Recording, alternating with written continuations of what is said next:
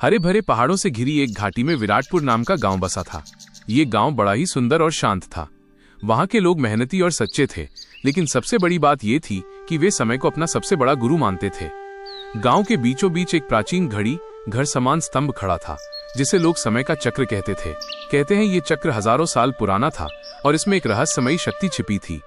जब भी कोई व्यक्ति लालच, घमंड या अन्याय करता, समय का चक्र धीरे धीरे घूमता और उसे परिणाम दिखा देता। गांव में गंगाराम नाम का एक किसान रहता था। वो बड़ा ही परिश्रमी और ईमानदार था। सुबह सूरज निकलने से पहले वो खेत में हल चलाने चला जाता और देर रात तक मेहनत करता। उसकी मेहनत रंग लाई और उसके खेतों में हर साल लहलहाती फसलें होती। गांव वाले उसे सम्मान से देखते और कहते, गंगाराम, तुम्हारा रहस्य क्या है? वो मुस्कुराकर जवाब देता, भाई, रहस्य कुछ नहीं, बस समय का आदर। सही समय पर बोना, सही समय पर पानी देना और सही समय पर फसल काटना, यही असली मंत्र है। गंगाराम की कहानी से गांव वालों ने सीखा कि समय की कद्र करने वाला कभी खाली हाथ नहीं रहता। गांव में ही माधव नाम का व्यापारी भी था।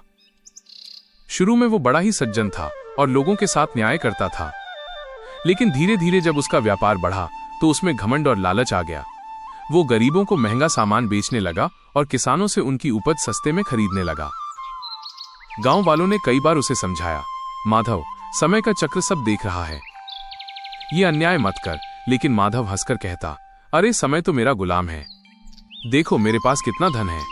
कुछ सालों बाद समय ने अपना खेल दिखाया। अचानक अकाल पड़ा, खेत बंजर हो गए और गांव वाले परेशान हो गए। माधव ने सोचा था कि वो अकाल में और अधिक मुनाफा कमाएगा, लेकिन उसके गोदाम में रखा सारा अनाज अचानक कीड़ों से खराब हो गया। उसका व्यापार चौपट हो गया। लोग उसे छोड़कर गंगाराम जैसे ईमानदार किसानों के पास जाने लगे। माधव रोते हुए समय के चक्र के पास पहुंचा और बोला, हे समय, मैंने गलती की। तूने मुझे सिखा दिया कि घमंड और अन्याय स्थायी नहीं। समय का चक्र धीरे धीरे घूमता और मानो कह रहा था, जो समय का आदर नहीं करता, समय उसे आदर नहीं देता। विराटपुर गांव जिस राज्य में था, उसका राजा विक्रमादित्य कहलाता था। राजा न्यायप्रिय और वीर था। वह हमेशा प्रजा का भला करता और गरीबों की मदद करता। लेकिन उसके दरबार में कुछ चापलूस मंत्री थे, जिन्होंने धीरे धीरे उसके मन में घमंड भर दिया। राजा ने सोचना शुरू किया, मैं ही सबसे महान हूँ, ये राज्य मेरी ताकत से है, जनता मेरी वजह से खुश है। एक दिन गांव का एक बूढ़ा संत उसके दरबार में आया। उसने कहा, राजन, समय का चक्र सब पर समान रूप से घूमता है।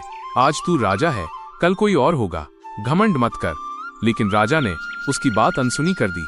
कुछ साल बीते और पड़ोसी राज्य ने आक्रमण कर दिया।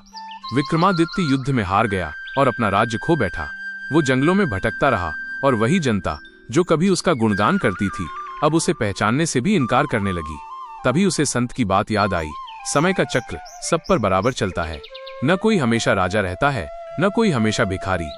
विराटपुर में ही अर्जुन नाम का एक गरीब लड़का रहता था। उसके पिता बचपन में ही चल बसे और माँ मजदूरी करके उसे पालती थी। अर्जुन पढ़ाई में तेज था, लेकिन गरीबी के कारण उसे आगे पढ़ने का अवसर नहीं मिला। फिर भी उसने हार नहीं मानी।